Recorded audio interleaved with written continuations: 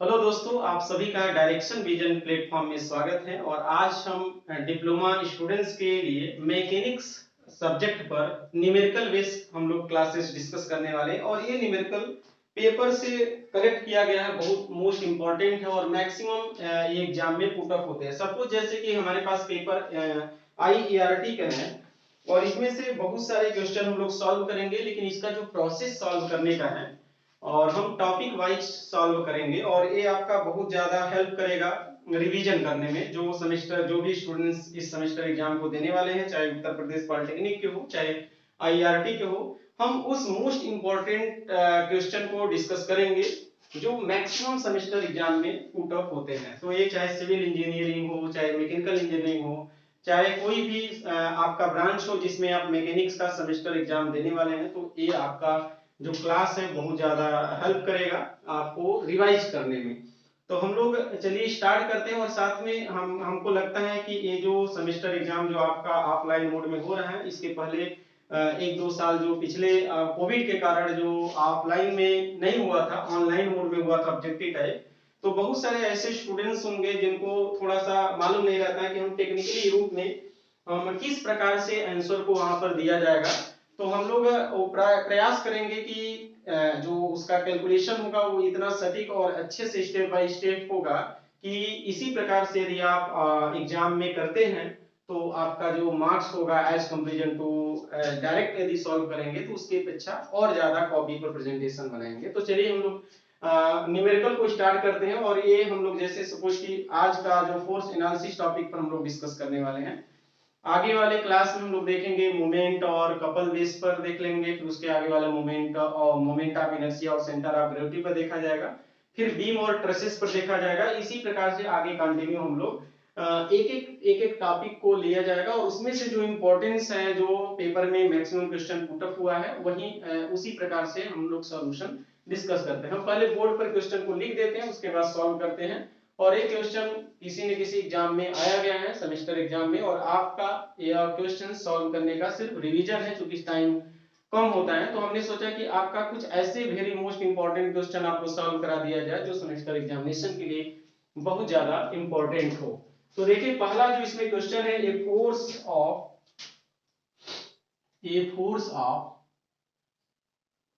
तो देखिए एक बार फिर से हम लोग क्वेश्चन पढ़ते हैं। A force of 60 Newton is acting an angle of 30 degree with the horizontal. Find the magnitude of resolved part in horizontal and vertical direction. First of all, यदि ये क्वेश्चन 2 मार्क्स में या 5 मार्क्स में पूछा जाता है तो इसको लगाने का तरीका फर्स्ट क्या करेंगे, पहले लिखेंगे यहाँ पर सॉल्यूशन। सॉल्यूशन सॉल्यूशन के बाद आपका फर्स्ट स्टेप फर्स्ट लिखेंगे। स्टेप फर्स्ट में लिखेंगे गिवन डेटा, और गिवन डेटा क्वेश्चन को पढ़ा जाएगा और उसके बाद से इसमें पूरा डेटा लिखेंगे। लेट क्या मानेंगे कि माना let P is equal to जो लगा है वो 60 न्यूटन का फोर्स लगा है, कहां से, एंगल थीटा की वैल्यू दिया है 30 डिग्री, कहां से, फ्रॉम हॉरिजॉन्टल, फ्रॉम हॉरिजॉन्टल से। हम लोग यहाँ पर फिगर बना देते हैं कि कोई एक हॉरिजॉन्टल हमारा है और यहां से एक फोर्स लगा है P is equal to 60 newton का, कितना डिग्री पर एंगल बना रहा है, 30 डिग्री का कोण बना रहा है। फिर कह रहा है find the magnitude of resolve part. मान लेते हैं कि रिजॉल्व पार्ट H की वैल्यू हॉरिजॉन्टल डायरेक्शन में क्या होगा, वर्टिकल डायरेक्शन में क्या होगा। हम लोग को यही H और V की वैल्यू कैलकुलेट करना है। चाहे तो आप फिर से स्टेप सेकंड में आप हम बोल सकते हैं क्या कि resolve part in horizontal direction means, पहले इसमें लिख सकते हैं resolve part in horizontal direction, horizontal direction. और इसको हम रिजॉल्व कर देंगे एक हॉरिजॉन्टल और वर्टिकल में। सपोज कि ये हॉरिजॉन्टल है, इस डायरेक्शन में रिजॉल्व करेंगे तो ये हो जाएगा P cos ऑफ 30 और इधर हो जाएगा तो P sin ऑफ 30। P की वैल्यू आप जान, इसी की वैल्यू क्या है, H है, और ये क्या है, V है। तो H बराबर हम लोग लिख सकते हैं P cos ऑफ 30, P की वैल्यू 16 cos ऑफ 30 और 60 cos 30 की वैल्यू कितना होता है √3/2 और ये हो जाएगा 8√3। सिमिलरली स्टेप थर्ड में बात करते हैं। स्टेप थर्ड में रिजॉल्व जो पूछा गया, resolve part in vertical direction जो पूछा गया है, हम लोग कितना निकालेंगे v is equal to P sine of 30 और इसको लिखेंगे p 16 और इसकी वैल्यू 1/2 और ये हो जाएगा 8 न्यूटन। यहाँ पर न्यूटन, यदि ये न्यूटन है तो आप लोग को आंसर में भी यहाँ पर न्यूटन देना पड़ेगा और यदि ये किलो न्यूटन है तो यहाँ पर किलो न्यूटन। तो आपका जो आंसर हो जाएगा ये एक आंसर हो जाएंगे और एक वाला ये आंसर हो जाएंगे। तो पहला क्वेश्चन आपका बहुत ही सिंपल था, कह रहा है कि यदि कोई बल है और हॉरिजॉन्टल से 60 डिग्री का कोण बना रहा है तो आप रिजॉल्व करिए और रिजॉल्व में हॉरिजॉन्टल और वर्टिकल रिजॉल्व पार्ट ज्ञात करिए। तो कह रहा है कि find the magnitude of resolve part in horizontal and vertical direction. तो आप लोग ने दो आंसर इसका कैलकुलेट कर लिया, एक आया 8√3 और एक आया 8 न्यूटन। तो सेकंड क्वेश्चन हम लोग डिस्कस करते हैं आगे। देखिए सेकंड इसको मिटाते हैं, सेकंड क्वेश्चन फिर आगे डिस्कस करते हैं। सेकंड क्वेश्चन का भी पेपर से लिया गया है। देखिए सेकंड क्वेश्चन कुछ आपका पैरेलल फोर्स वाले से है, पेपर में आया गया क्वेश्चन है, लिख देते हैं पहले यहाँ पर पैरेलल फोर्स वाला question. Two like parallel force, two like, तो क्वेश्चन है two like parallel force of 8 newton 12 newton at 2 points A and B। तो पहले हम लोग दिखा देते हैं कि two like parallel force 8 newton और 12 न्यूटन कहाँ लगा है, A और B। दो A और B बिंदु हम लोग पॉइंट मान लेते हैं, एक A है और दूसरा पॉइंट B है और यहाँ पर दोनों ही लाइक पैरेलल फोर्स लगा है, मान लेते हैं कि यह P है और इसकी वैल्यू एक का 8 है और दूसरे का मान लेते हैं Q है जिसकी वैल्यू 12 न्यूटन है। बाद में सपोज कि लाइक पैरेलल फोर्स है तो रिजल्टेंट भी इसी दोनों फोर्स की तरफ ही R की वैल्यू आपका जो होता है वो P प्लस Q हो जाता है। ये मान लेते हैं कि C है, लेकिन दोनों के बीच का जो दूरी दिया है AB का वो 5 मीटर दे दिया है। तो लाइक पैरेलल फोर्स का जो कॉन्सेप्ट होता है, दो समीकरण इसमें हम लोग बनाते हैं जब थ्योरी पढ़ते थे तो R is equal to P plus Q और एक रिलेशन मिलता था P into A C is equal to Q into B C. हम लोग से पूछा जा रहा है कि बताइए फाइंड द रिजल्टेंट, यानी R का मान क्या होगा। उसके बाद कह रहा है कि लाइन ऑफ एक्शन मतलब R की क्रिया रेखा, मान लेते हैं कि यह P से x दूरी पर आ रहा है। जब P से x दूरी पर है तो Q से कितना दूरी पर होगा, तो कहेंगे 5 माइनस x। ये न्यूमेरिकल ये कुछ इस प्रकार से आप एग्जामिनेशन में फिगर एक तरफ बनाएंगे। हमने बता दिया कि आप कैसे सॉल्व करेंगे। तो पहला आप सॉल्यूशन लिखेंगे, बहुत ही अच्छे ढंग से सॉल्यूशन लिखा जाएगा। उसके बाद स्टेप फर्स्ट लिखेंगे, स्टेप फर्स्ट, और इसमें आता है गिवन डेटा। जो जो दिया है उस सभी को यहाँ पर मेंशन कर दीजिए। गिवन डेटा में आप कहेंगे कि लेट क्या माने हैं, P is equal to 8 newton मान लिए हैं और Q की वैल्यू 12 न्यूटन मान लिया गया है और दिया है पूरी लेंथ जो है AB की वैल्यू इनका दे दिया गया है 5 मीटर और आप कहते हैं लेट R की वैल्यू यहाँ पर आपको ज्ञात करना है वाट, और साथ में यहाँ मान लेंगे कि let line of action of resultant from, कहां से, from A is equal to x। तो हमको x की वैल्यू कैलकुलेट करना है कि क्या होगा। हम लोग स्टेप सेकंड डालते हैं। स्टेप सेकंड में क्या होगा, तो पहला हम लोग कहेंगे रिजल्टेंट की वैल्यू कैलकुलेट करना है। तो रिजल्टेंट यहाँ पर रिजल्टेंट फोर्स तो कहेंगे we know that like parallel force result right in like parallel force resultant in like parallel force resultant force R is equal to P plus Q और P की value दिया है 8 और इसका 12, दोनों को ऐड करेंगे 20 न्यूटन हो जाएगा, और क्योंकि यहाँ पर जो यूनिट है वो न्यूटन में है तो ओवरऑल न्यूटन हो जाएंगे, यानी आंसर पहला प्राप्त हो गया। स्टेप थर्ड में क्या लिखेंगे? स्टेप थर्ड में कहेंगे line of action of resultant, line of action of resultant force. ये आपका हेडिंग हो गया किसके लिए? स्टेप थर्ड के लिए, और स्टेप सेकंड के लिए रिजल्टेंट फोर्स हेडिंग हो गया। फिर कहेंगे we know that P into A C Q into B C, और P की वैल्यू कितना रखा गया है? 8 into x is equal to Q की वैल्यू रखा गया है 12 इंटू बी सी, और बी सी की वैल्यू जो है वो 5 माइनस एक्स है। तो 5 माइनस एक्स यहाँ पर कर 8 एक्स हो जाएगा, और ये हो जाएगा 60 और माइनस 12 एक्स, और इसको जब सॉल्व करेंगे तो ये इधर आ जाएगा और ये हो जाएगा 20x इज इक्वल टू 60, और इसको सॉल्व जब करेंगे तो x की वैल्यू जो कैलकुलेट करेंगे 0 से 0 कट जाएगा और 3 आ जाएगा। कितना आ जाएगा? 3 मीटर।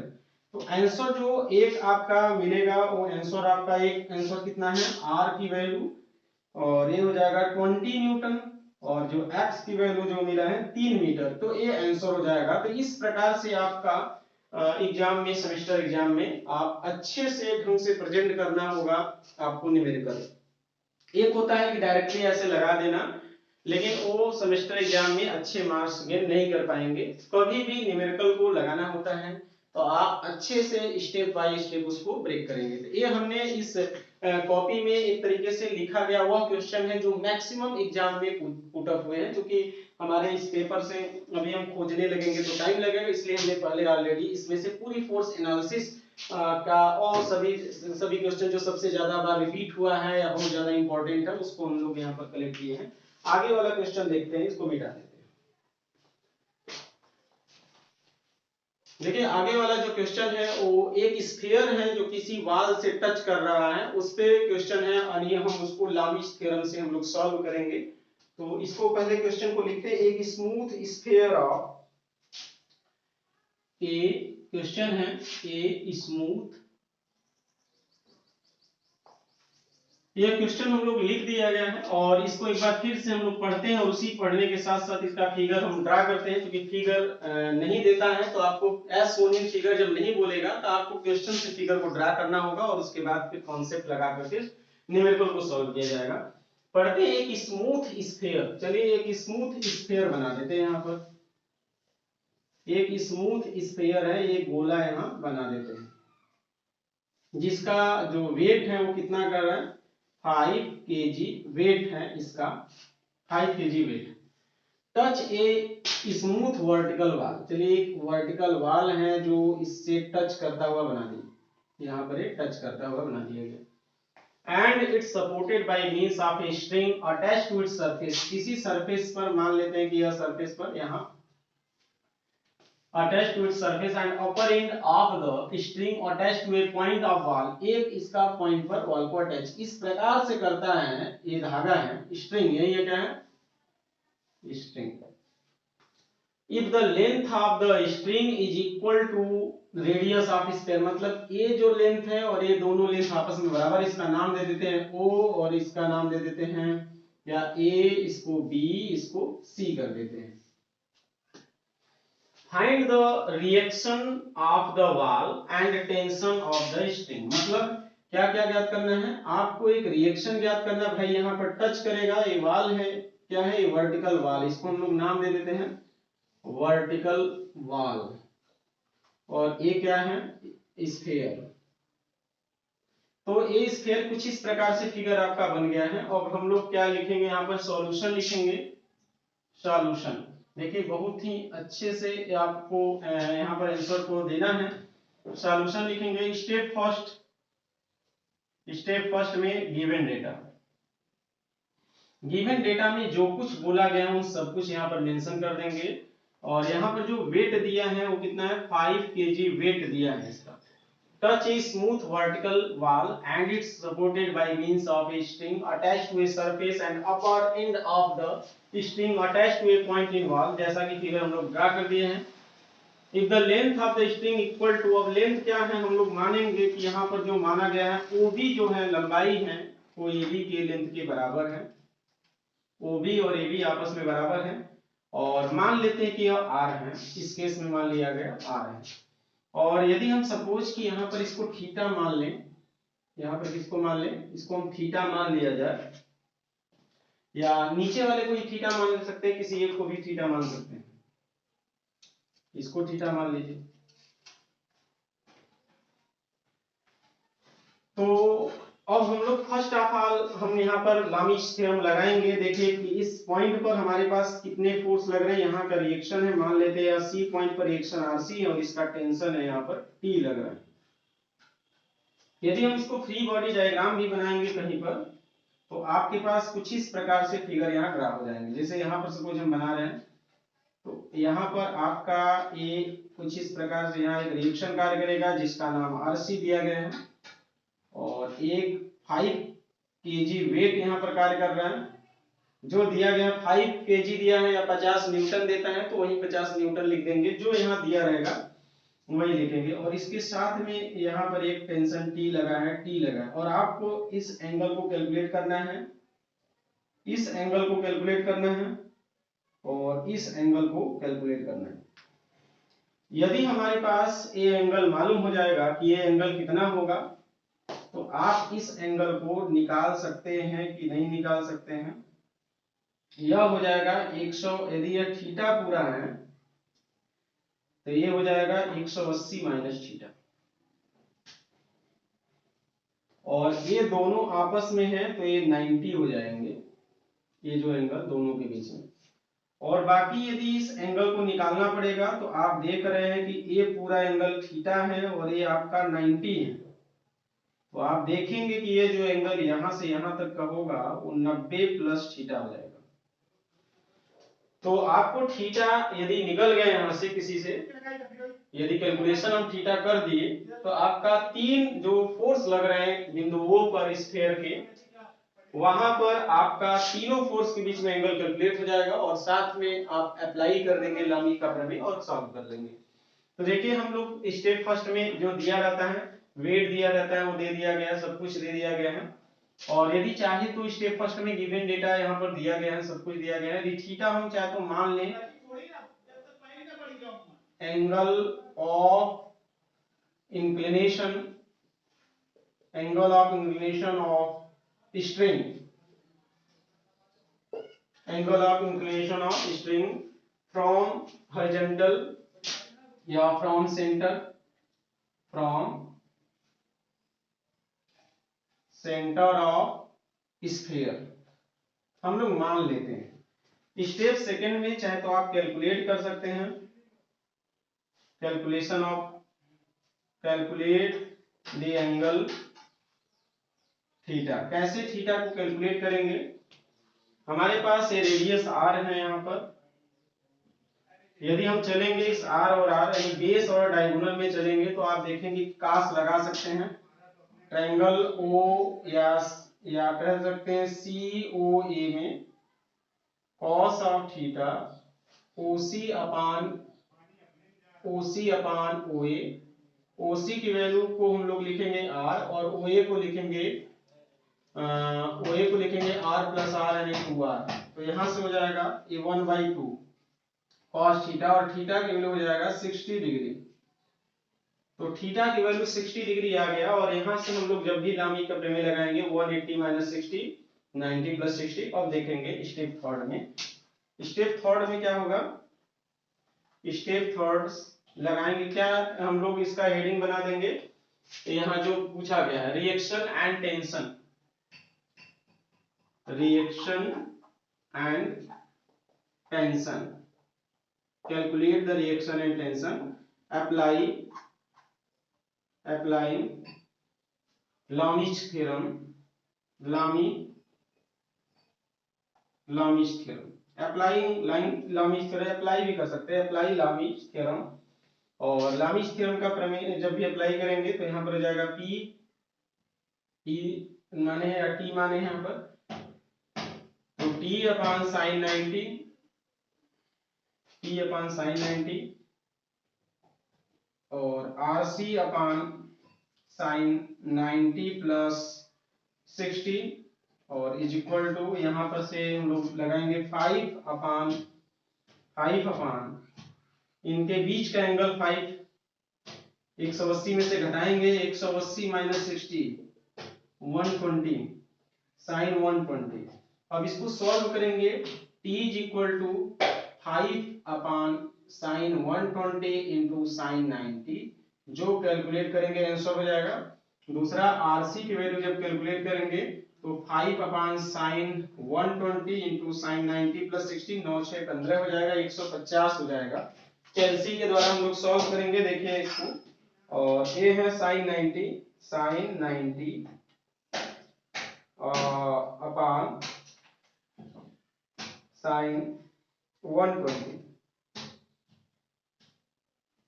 इंटू 5, ये आपका आंसर हो जाएगा 5.773। T is equal to 5.773 kilo KG weight आपका इसमें हो जाएंगे। और RC की वैल्यू कैलकुलेट करेंगे sine 150 into 5 150 into 5 upon sine 120 लगा देंगे, आएगा 2.886 और केजी वेट आप जो दिया रहेगा, यदि न्यूटन दिया रहेगा न्यूटन कर लीजिए, और यदि आप चाहते हैं कि यहाँ से हम बदल देंगे न्यूटन में बदल करके लगाएंगे तो बदल देंगे, या जिसमें ये दिया रहेगा उसमें हम लोग आंसर इसको कैलकुलेट कर लेंगे। यह आपका इस प्रकार से क्वेश्चन हो जाएगा जो लामी थ्योरम पर लगाया गया। एक बार फिर से समझ लेंगे कि यहाँ पर एक स्फीयर है जो किसी वर्टिकल वॉल से टच कर रहा है। इसमें बोला गया है कि एक धागा है जो इसके सरफेस से वॉल्स को बांधा गया है, सरफेस से पकड़ करके वॉल पर बांधा गया है, इस प्रकार से बांधा गया है कि ये इस पे टच कर रहा है तो इस पे एक रिएक्शन लगेगा और इसका वेट नीचे की तरफ कार्य करेगा। इसमें एक कंडीशन दिया है कि इसका जो रेडियस है स्फीयर का वही उसके स्ट्रिंग की लंबाई है, तो उसके द्वारा हम लोग एंगल को कैलकुलेट कर लेंगे। यदि ये वाला एंगल कैलकुलेट करते तो r अपान इसमें साइन लगाते और ये वाला जो वैल्यू निकलता 90 में से घटा करके 30 आ जाता और ये 60 यहाँ निकाल लेते। यदि हम लोग इससे एंगल जो माने हैं तो आपको यहाँ से एंगल डायरेक्टली निकालेंगे, cos लगा करके बेस अपान डायगोनल लगाएंगे r अपान 2r। तो कुछ यदि ये एंगल माना angle of inclination of string from the centre of sphere, और यदि ये वाला लिखते हैं यहाँ पर तो लिखते हैं कि angle of inclination of string from the vertical wall. तो कुछ भी है, जैसे आप कैलकुलेट करेंगे वैसे वैसे आप प्रोसेस को चलेंगे। तो आपके हमको लगता है कि ये क्लियर हो गया होगा। हम लोग आगे वाला क्वेश्चन डिस्कस करते हैं। आगे वाला जो क्वेश्चन है इसके बाद वाला हम लोग पहले इसको मिटा देते हैं। तो क्वेश्चन एक बार पढ़ते हैं। यहाँ पर जो लिखा गया क्वेश्चन है 6 spokes in a wheel are fixed at a equidistance apart in a 4 continuous spokes. Tension are 40 Newton, 20 Newton, 30 Newton and 20 Newton. Then in equilibrium what will be the tension in other 2 spokes? Means कह रहा है एक पहिया है जिसमें 6 तीलियां लगी हैं और ये 6 तीलियों की समान दूरी पर आपस में फिक्स किया गया है। इक्वल डिस्टेंस अपार्ट मतलब समान दूरी पर 6 तीलियां लगा गया है। फिर कह रहा है इन्हें 4 कंटिन्यू स्पोक, जिसमें से 4 कंटिन्यूअस स्पोक यानी तीली में जो टेंशन है 40 न्यूटन का, 20 न्यूटन का, 30 न्यूटन का, 20 न्यूटन का। फिर कह रहा है कि देन द इक्विलिब्रियम, यदि यह संतुलन की अवस्था में है तो आपसे पूछा गया है कि देन इन अदर 2 स्पोक यानी टेंशन दूसरे वाले स्पोक में ज्ञात कीजिए। क्या होगा कि टेंशन दूसरे स्पोक में क्या होगा। तो एक ऐसा टाइप का क्वेश्चन है जो एक व्हील है जिसमें 6 तीलियां दिया गया। हो सकता है आप में क्वेश्चन पुट अप हुआ हो कि एक व्हील है जिसमें सिर्फ 4 तीली स्पोक लगे हो और उसमें से आपको 2 दे दिया गया हो, 2 आपसे पूछा जाता हो, या आपसे कभी एग्जाम में इस डेटा को ही चेंज कर दिया गया हो, तो आप घबराएंगे नहीं, मींस कंफ्यूज नहीं होंगे। जो प्रोसेस हम लोग अभी डिस्कस करेंगे, जैसे आप सॉल्व करेंगे वैसे ही आपको, चाहे 4 स्पोक वाला हो, चाहे 6 स्पोक वाला हो, चाहे 8 स्पोक वाला हम लोग सॉल्व करेंगे। तो देखिए यहाँ पर पहले हम लोग क्या लिखेंगे, यहाँ पर सॉल्यूशन। पहले हम लोग सॉल्यूशन लिखेंगे और सॉल्यूशन में स्टेप फर्स्ट लिखा जाता है, स्टेप फर्स्ट लिखा जाता है गिवन डेटा। जो कुछ दिया है उन सभी को गिवन डेटा में मेंशन कर दीजिए। तो मेंशन करेंगे नंबर ऑफ स्पोक कितना दिया है नंबर ऑफ स्पोक दिया है is equal to 6। Number of spoke 6 दे दिया है और कह रहा है कि जो तीली है वो इक्वी डिस्टेंस पर आपका बने हैं, फिक्स किया गया है। तो दो स्पोक के बीच का एंगल यानी angle between two spoke, angle between two spoke कितना होगा? यदि वो 6 तीलियां हैं तो जाहिर सी बात है पूरी पहिए पर यदि हम लोग चारों तरफ घूमेंगे 360 डिग्री कोण बनेगा, तो दो के बीच का जो एंगल होगा वो 60 डिग्री का होगा, स्पोक के बीच में 60। हम लोग फिर क्या करेंगे, स्टेप सेकंड में हम आप फ्री बॉडी डायग्राम भी बना देंगे। पहले यहाँ पर क्वेश्चन जैसे बोला है वैसे बना देते हैं। सपोज कि एक पहिया है और पहिए पर 6 तीलियां हैं, आपस में 60 डिग्री के कोण पर बना रहा है। मान लेंगे 60 है, फिर 100, ये आपस में 60 है, फिर 180 पर आएगा, मतलब ये भी 60 पर, 240 पर आएंगे यानी 60 डिग्री पर, और उसके बाद 300 यानी ये भी 60 और आपस में 60 डिग्री। और यदि इधर की तरफ जो टेंशन लग रहा है इस पे आपका दिया है 40, दूसरे वाले में दिया है 20, फिर इसमें दिया है 30, 40, 20, 30 और फिर आपका दिया है 20। ये तो क्वेश्चन दे दिया है गिवन में। अब हम लोग को स्टेप सेकंड में क्या बोलेंगे, स्टेप सेकंड में आप ड्रा करेंगे free body diagram, free body diagram बना देंगे। फ्री बॉडी डायग्राम हम कैसे बनाएंगे? सपोज कि हमारा पहले वाले जो एंगल है यहाँ पर हम लोग बनाते हैं। पहला जो टेंशन दिया है 40, दूसरा जो एंगल दिया है आपका 60 और इधर टेंशन दिया है 20 न्यूटन का, और एक 60 डिग्री पर फिर से यानी कि ये पूरा जो एंगल बनेगा यहाँ से भी लिया जाएगा। तो तीसरा जो टेंशन दिया है 30 न्यूटन का और यहाँ पर एंगल जो होगा 120 पर। चौथा जो तीली का टेंशन दिया है वो 20 न्यूटन का और एंगल कितना हो जाएगा, यह 180 180 डिग्री हो जाएगा। नेक्स्ट हम लोग मानते हैं कि माना कि इस पे P और Q दो टेंशन अलग से हम लोग ये जूम करते हैं, मतलब ये जूम कर लेंगे। जो माना गया है कि भाई यहाँ पर जो P की वैल्यू क्या होगा और Q की वैल्यू क्या होगा, ये गिवन डेटा में हम लोग मान लेंगे 180, और इसके बीच का एंगल आप 180 में 60 जोड़ देंगे तो आपका 240 डिग्री हो जाएगा। तो ये आपका P टेंशन आपको कैलकुलेट करना होगा। सिमिलरली 300 आपका एंगल बनेगा। नेक्स्ट आपका 300 डिग्री और इस पे जो टेंशन कार्य करेगा वो Q, और आपको निकालना है P की वैल्यू क्या होगा, Q की वैल्यू क्या होगा। हम लोग इन सभी फोर्स को वर्टिकल और हॉरिजॉन्टल में रिजॉल्व करते हैं। ये आपका हॉरिजॉन्टल डायरेक्शन है और ये वाला वर्टिकल डायरेक्शन है। सब कुछ कैल्सी में रखेंगे, कभी भी कोऑर्डिनेट को इधर उधर नहीं करेंगे। जो वैल्यू आपका एंगल है सब कैल्सी में हम लोग एक तरफ से रखेंगे। फ्री बॉडी डायग्राम बनाने के बाद स्टेप चाहे तो आप स्टेप आगे वाला कर देंगे थर्ड में, रिजॉल्व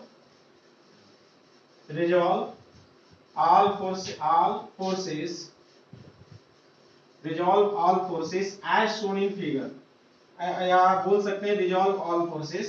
फिर बोलेंगे horizontal in horizontal sigma h की वैल्यू यदि हमको निकालना पड़ेगा तो क्या बोलेंगे 40 cos 0। क्यों? क्योंकि यहाँ पर एंगल कितना बन रहा है 0, फिर 20 पर कितना बन रहा है +20 cos 60 प्लस 30 cos कितना बनेगा 120 plus 20 cos 180 plus P cos 240 plus Q cos 300। तो इसको आप सॉल्व करेंगे, कैल्सी से सॉल्व करना है आपको, और जो कुछ वैल्यू आपको रखना है आराम से, जैसे एक बार हम कैल्सी चला करके दिखा दे रहे हैं। आपको 40 दबाना है बटन, फिर cos 0 दबाएंगे और इक्वल कर देंगे। फिर आपको प्लस साइन दबाना है, 20 दबाना है, फिर cos का बटन फिर 60 और फिर इक्वल का साइन लगा देना, फिर प्लस आपका 30, फिर कास बटन दबाएंगे 120 और उसके बाद फिर इक्वल का साइन आप क्लिक करेंगे यहाँ पर, प्लस फिर 20, फिर कास का बटन दबाएंगे 180 करेंगे और फिर इक्वल का साइन लगा देंगे। तो जो आएगा ये 15 आ गया और प्लस इसमें आप चलेंगे तो कास 240 की वैल्यू कितना आएगा, ये आ रहा है p इंटू 1/2 यानी कि 0.5 आ रहा है और ये माइनस में आएगा, इसमें आएगा माइनस में, प्लस q cos 300 और 300 की वैल्यू रखेंगे तो आएगा 0.5 यानी कि 0.5 का मीन्स 1/2 हम लोग रख देंगे और ये प्लस में आता है। तो ओवरऑल आपके पास जो आएगा वो 15 माइनस p/2 प्लस q/2। आप इसको सिग्मा यानी समीकरण 1 रख देंगे। फिर कहेंगे इन वर्टिकल में same to same sigma v is equal to total vertical force जितना हो जाएगा 40 sine of 0 20 sine of 60 plus 30 sine of 120 plus 20 sine of 180 plus p sine of 240 plus q sine of 300। आपको कुछ नहीं करना है, आपको सिर्फ कैल्सी में बटन को क्लिक करना है। देखिए एक बार फिर से हम एक बार करते हैं, 40 को बटन करेंगे साइन, फिर दबाएंगे 0, इसकी वैल्यू 0 आ जाएगा, कोई बात नहीं, फिर प्लस कर देंगे 20 sine 60 is equal to plus 30 sine 120 is equal to plus 20 sine 180, जो भी आएगा और उसको आप यहाँ पर लिख देंगे। आ रहा है 43.3012 प्लस p की वैल्यू साइन में दबाना है, साइन 240 240 और a आ रहा है माइनस 8660 p और a आएगा प्लस q और साइन 300 की वैल्यू कैलकुलेट करेंगे तो यहाँ आएगा माइनस 0.8660, सेम यही आएगा और ये सिग्मा v की वैल्यू आ गया।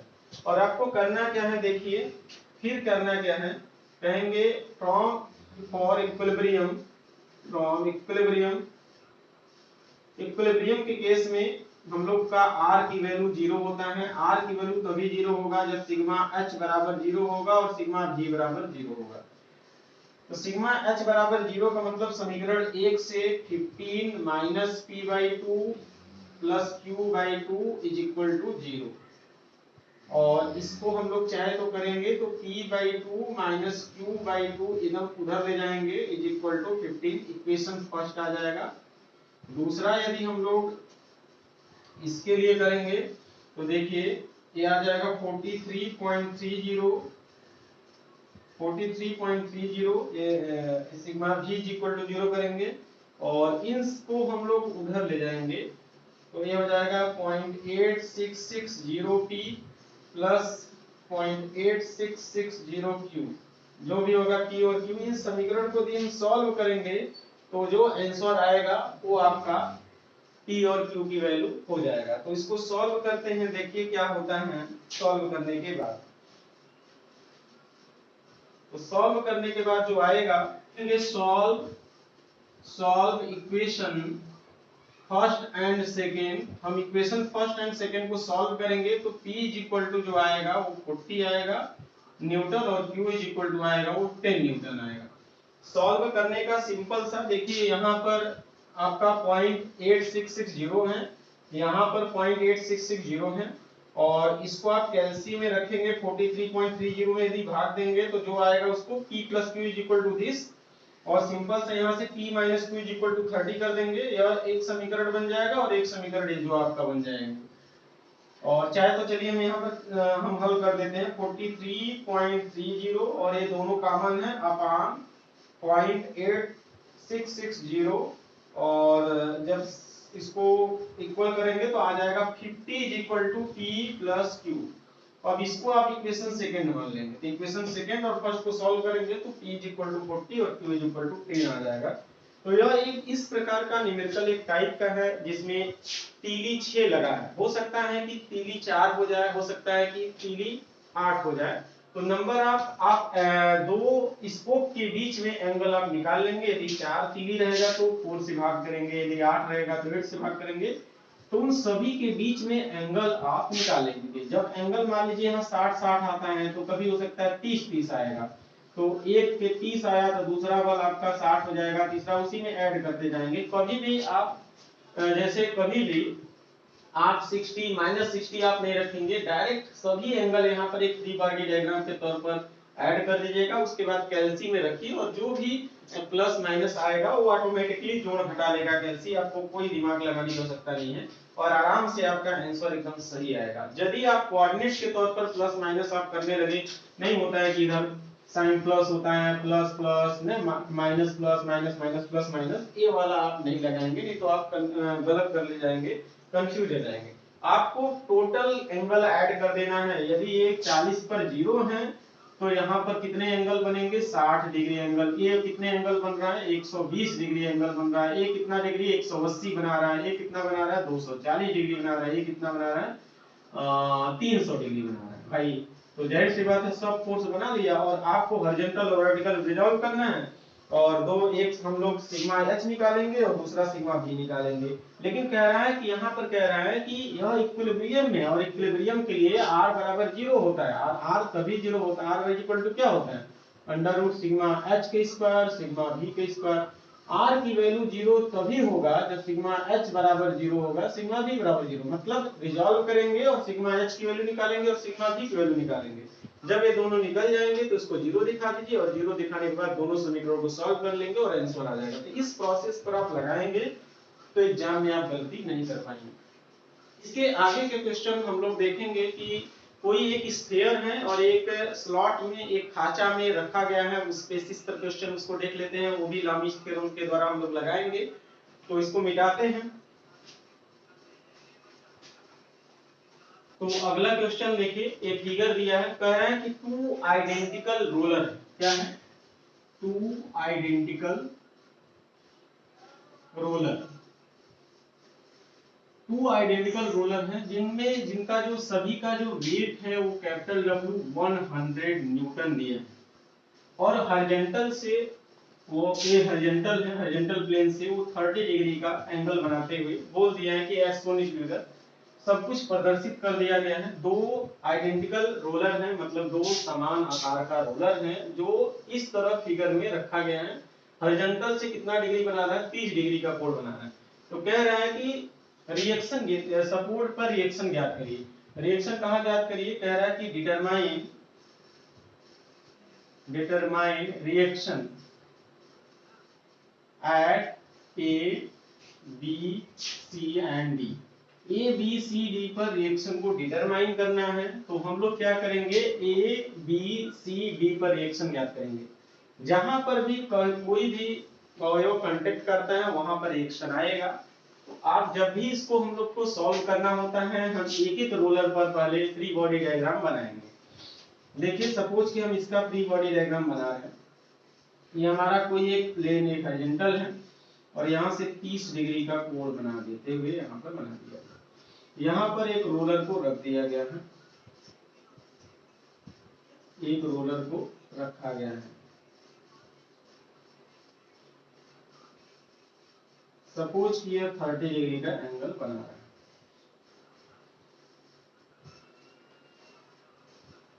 और यहाँ आपका 100 न्यूटन का लोड लग रहा है। यदि किसी बिंदु पर 3 बल लग रहे हैं उनको आप लामी प्रमेय लगा सकते हैं। यदि 3 बल नहीं लग रहा है, 3 से ज्यादा लग रहा है या 2 लग रहा है, तो उसको आप रिजॉल्व कर देंगे हॉरिजॉन्टल और वर्टिकल।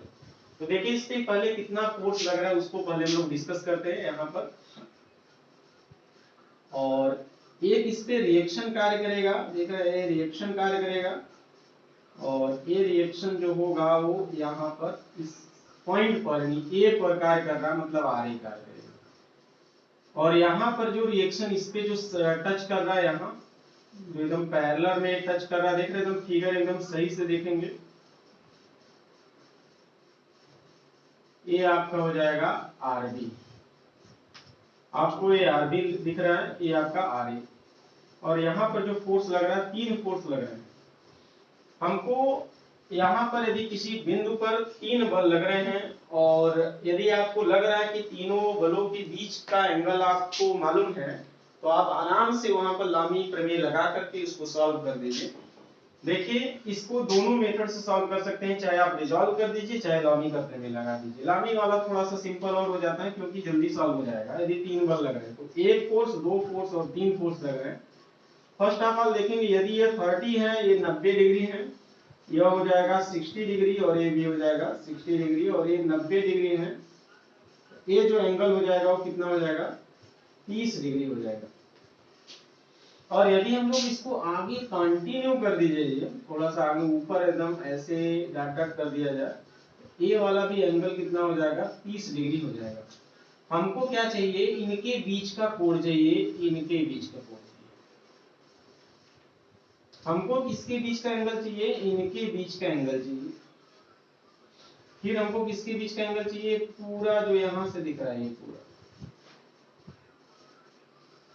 आपको एंगल कैलसी से भी निकाल लेना है, जो भी करना है। आपको लग रहा है कि भाई ये 90 डिग्री हो गया, ये आपस में ये आपका पैरेलल है और इसके लंबवत हमारा ये आपस में 90 डिग्री हो गया। अब बताइए, ये आपस में ये जो दिख रहा है ना पूरा, ये परपेंडिकुलर वाला ये ऐसे जो आ रहा है, ये पूरा यहां से लेकर के 180 बना रहा है, लेकिन इसमें से 30 घटा दिए तो ये जो एंगल बनेगा 180 माइनस 30 का बनेंगे। अब आते हैं इधर, ये यहां से यहां तक ये 30 है, लेकिन ये आपस में 90 है। यदि पूरा देखा जाए तो ये एंगल 90 प्लस 30 हो जाएगा। कितना हो जाएगा, 90 प्लस 30। तो आपको क्या लग रहा है कि हमारे पास जो एंगल बनेगा वो आपका एक 90, एक 180 माइनस 30, जिसको हम बोल सकते हैं कि भाई 150 डिग्री का एंगल ही बन रहा है, और दूसरा 90 plus 30 is equal to 120 degree का एंगल बन रहा है। आप आराम से इसमें हम लामी का प्रमेय लगा करके आरए और आरबी की वैल्यू को कैलकुलेट कर सकते हैं। क्योंकि यहाँ पर 3 फोर्स लग रहा है किसी बिंदु पर, तो आराम से लामी का प्रमेय लगा करके लगा दीजिए। तो आरए अपान कितना होगा, apply Lami theorem, apply Lami theorem, Lami theorem, Lami theorem, apply Lami theorem, RA upon angle sine of 90 plus 30। दूसरा हो जाएगा आरबी अपान साइन ऑफ इनके बीच का एंगल 180 माइनस 30। फिर 100 newton load is equal to सामने का जो एंगल होगा वो साइन ऑफ 90 हो जाएगा। इसको हम लोग एक लाइन और बढ़ा देते हैं, साइन ऑफ 120, क्योंकि कैलसी का काम करना है तो कोई दिमाग यहाँ पर नहीं लगाना है। ये हो जाएगा साइन ऑफ 150 अपान 3 8 हो जाएगा 150, 100 अपान साइन ऑफ 90।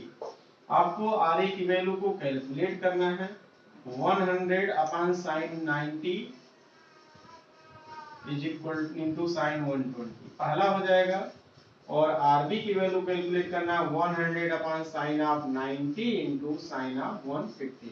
आपको कैलसी लेना है और कैलसी से इसको सॉल्व करना है।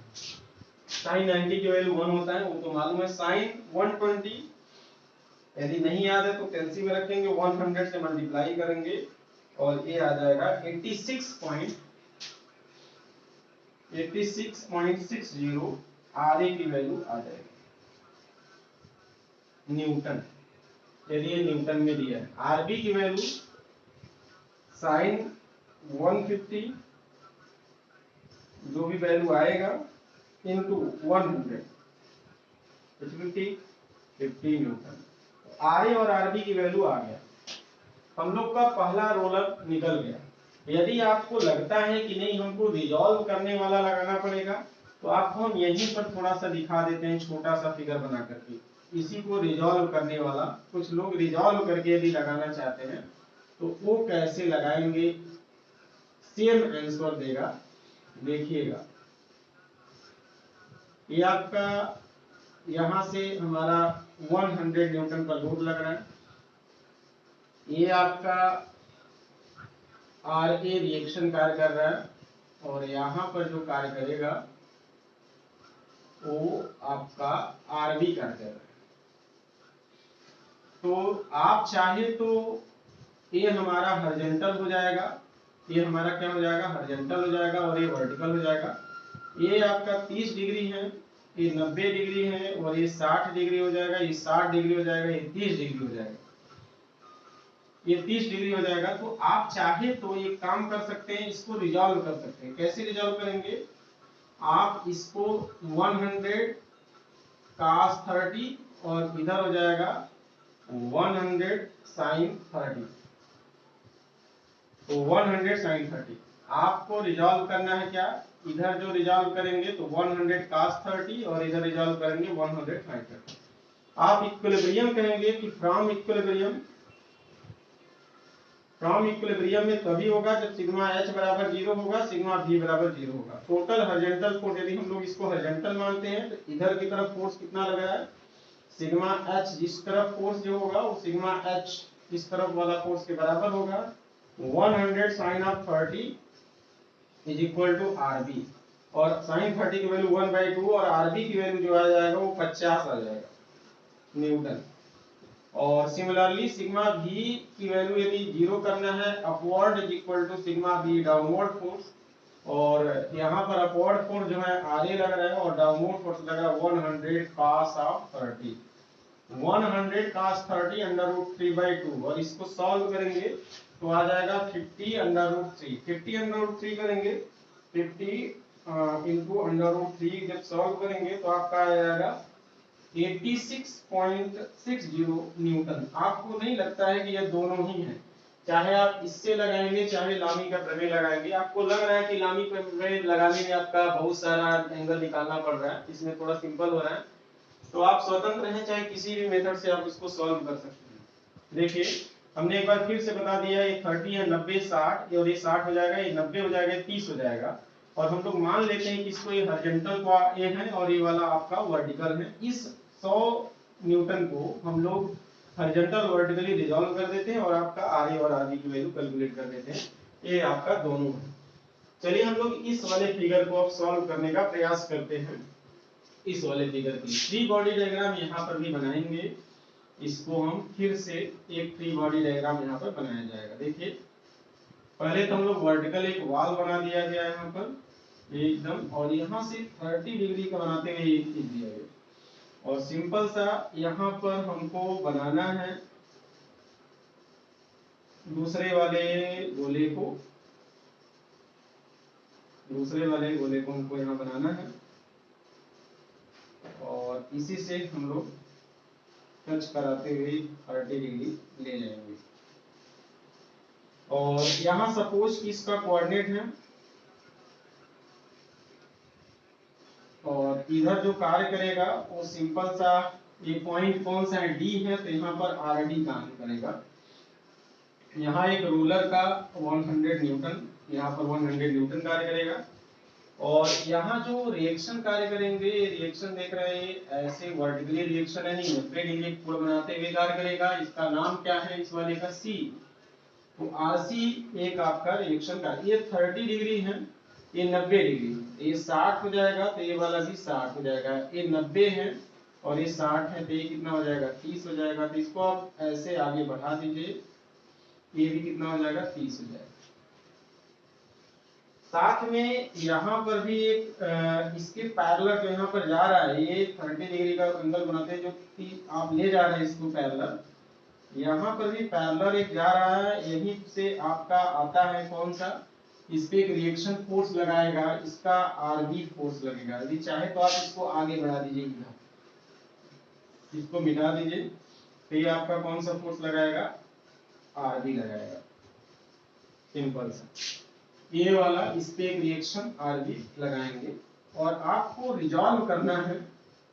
देखिए किसमें किसको रिजॉल्व करना है हमको। यदि हम सपोज कि इसको हम वर्टिकल मानते हैं, इसको हम वर्टिकल मानते हैं और इसको हॉरिजॉन्टल मानते हैं, तो आपको रिजॉल्व कर देना है वर्टिकल में, जैसे आरसी cos 30 और इधर जो हो जाएगा इधर वो आरसी साइन ऑफ 30, ये हो जाएगा फाइनल। अब आप कह रहे हैं यदि ये 30 है, 60 है, ये 60 है, 30 है, ये आपका कितना हो जाएगा 30 हो जाएगा। जब ये 30 हो जाएगा आपस में पैरेलल है, ये पैरेलल है, यदि यहाँ 90 है तो ये वाला जो एंगल बन जाएंगे, ये जो एंगल बनेगा वो आपका 60 बनेगा और फिर ये जो एंगल बनेगा वो 30 बनेगा, तो ये बनेगा 30 बनेगा। आपको इसको रिजॉल्व करना है तो इधर जो रिजॉल्व करेंगे तो आरबी cos ऑफ 30 और जो नीचे की तरफ रिजॉल्व करेंगे तो आरबी साइन ऑफ 30। सब कुछ आपके सामने रिजॉल्व हो गया है।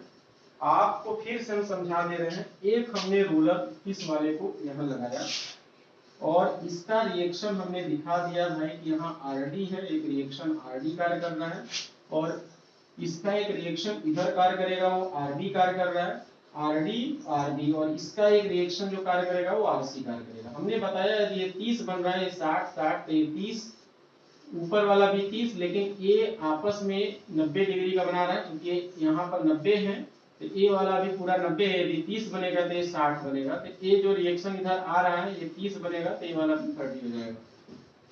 अब क्या कहेंगे फ्रॉम इक्विलिब्रियम, यानी कि हम लोग स्फीयर सेकंड में देखेंगे फ्रॉम इक्विलिब्रियम। क्यों हम लामी प्रमेय नहीं लगा पा रहे हैं? क्योंकि इसमें एक 3 से ज्यादा फोर्सेस लग रहा है।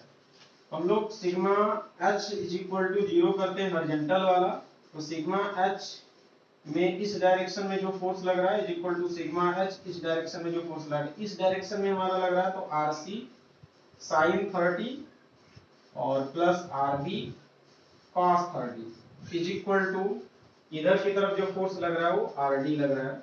और इसको चाहे तो आरसी की वैल्यू आपको मालूम है, नहीं मालूम है कोई दिक्कत नहीं है, आरबी की वैल्यू मालूम है रख दीजिए। लेकिन चलिए अभी समीकरण 1 हम लोग मान लेते हैं। समीकरण 2 हम सिग्मा भी की वैल्यू 0 करते हैं। सिग्मा भी अपवर्ड फोर्स, सिग्मा भी डाउनवर्ड फोर्स। अपवर्ड फोर्स में जो जो लग रहा है उसको हम लोग लिख देते हैं। अपवर्ड फोर्स में आरसी cos ऑफ 30 और डाउनवर्ड फोर्स में लग रहा है आरबी साइन ऑफ 30 प्लस 100, ये आपका हो जाएगा। इसको चाहे तो हम लोग सॉल्व कर सकते हैं।